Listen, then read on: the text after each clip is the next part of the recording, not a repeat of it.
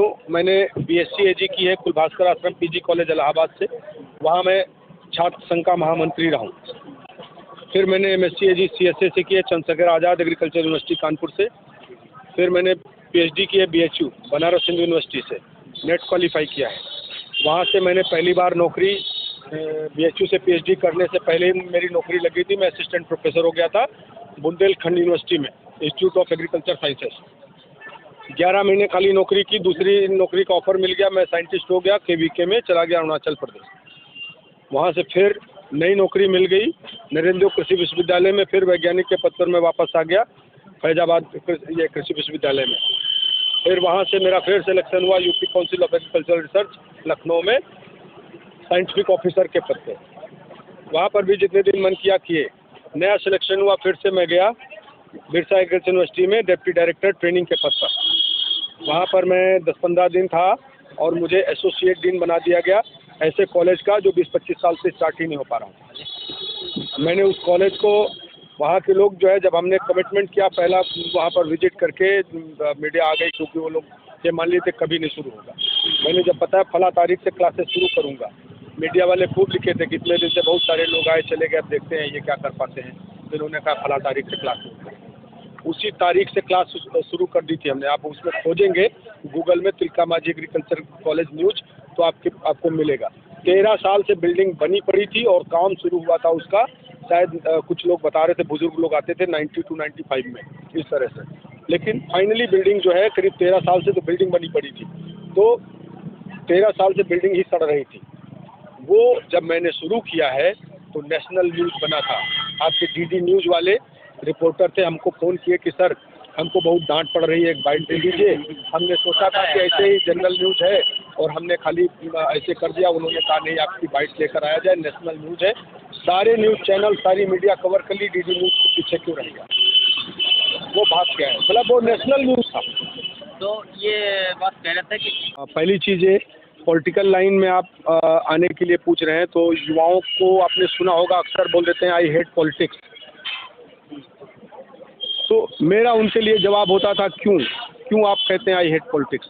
आप पॉलिटिक्स में आइए, कुछ अच्छा करके दिखाइए, उसके बाद आप कुछ कहने के हकदार बनते हैं, क्योंकि देश के लिए हमारी सबकी जिम्मेदारी है।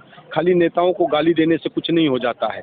जब आप गैप पैदा कर देंगे, गैप रह जाएगा, तभी कोई आदमी आके, खराब आदमी, कोई आदमी जो क्रिमिनल माइंड का है, वो आके जब इसमें पॉलिटिक्स में घुस जाएगा तब पॉलिटिक्स को वो गंदा करेगा। तो आप क्यों मौका दे रहे हैं उसको। आइए, अपने देश से प्यार करते हैं तो आइए पॉलिटिक्स में और देश को आगे बढ़ाने में मदद करें। अच्छा, आप जनता को, अगर यहाँ से विधायक आप चुने जाते हैं, हाँ, तो क्या स्वरूप सबसे पहले तोहफा रहेगा? सबसे पहले तो मेरे दिमाग में जो चल रहा है, इनके सिधौली वालों के लिए जो मैंने सपना देखा है, इनको शिक्षित करने का, शिक्षित सिधौली, विकसित सिधौली। उसके क्रम में हमने एक प्लानिंग की है कि यहाँ पर जो बच्चे IAS PCS बनने का सपना देखते हैं, लेकिन दिल्ली जाकर वो कोचिंग नहीं कर पाते हैं, क्योंकि 3.5 लाख, 2.5 लाख, 3 लाख फीस होती है, नोट्स का खर्चा अलग, रहने का खर्चा अलग, 5-6 लाख रुपए सालाना खर्चा गरीब तबके का आदमी नहीं कर पाता है। उनके लिए मैं यहाँ पर फ्री ऑफ कॉस्ट कोचिंग खोलूँगा, जिसमें कि इस तरह के सपने देखने वाले बच्चे अपने सपनों को पूरा कर सकेंगे, और भारत के अच्छे से अच्छे कोचिंग इंस्टीट्यूट का नोट्स भी मैं फ्री में उनको उपलब्ध करवाऊँगा। कुछ जनता के लिए क्या अलग से विशेष भी कुछ करेंगे? ये जनता के लिए अलग से ही विशेष है। बाकी जो मुद्दे हैं वो मुद्दे आपके, जैसे यहाँ पर शिक्षा पर बिल्कुल ध्यान नहीं दिया गया है। लोगों को सिर्फ अपना वोट बैंक बनाए रखने के लिए अशिक्षित रखा गया है। अखिलेश यादव जी ने जो स्कॉलरशिप में कटौती की थी, उसी को जो है आगे बढ़ के जो है योगी जी ने बढ़ चढ़ के उसको और ज़्यादा शिक्षा का बजट कम किया था। बहन जी की सरकार में जीरो पेमेंट पे बच्चों का एडमिशन होता था, लेकिन अखिलेश जी की सरकार में उन्होंने 60% का फीस का पेमेंट अनिवार्य कर दिया था।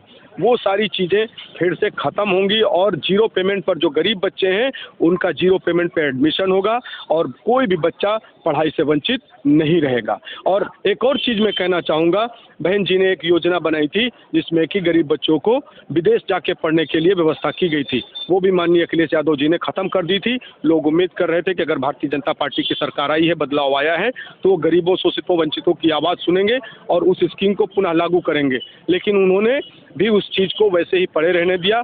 उन लोगों की जो समस्याएं थी वैसे ही पड़ी रही, ध्यान नहीं दिया गया। अगर बहन जी की सरकार आती है, बसपा की सरकार आती है, तो हम लोग फिर से उसको लागू करेंगे और बच्चे विदेश तक पढ़ने जाएंगे गरीबों के। अपने विधानसभा सिधौली की जनता के लिए कोई मैसेज देंगे? सिधौली की जनता के लिए एक ही मैसेज है कि आपका हित बहुजन समाज पार्टी की सरकार में ही सुरक्षित है, क्योंकि भारतीय जनता पार्टी हिंदुओं को डराती है कि आप खतरे में हो और हिंदुओं का वोट जो है लेने की कोशिश करती है, उनको सिर्फ अपना वोट बैंक मानती है।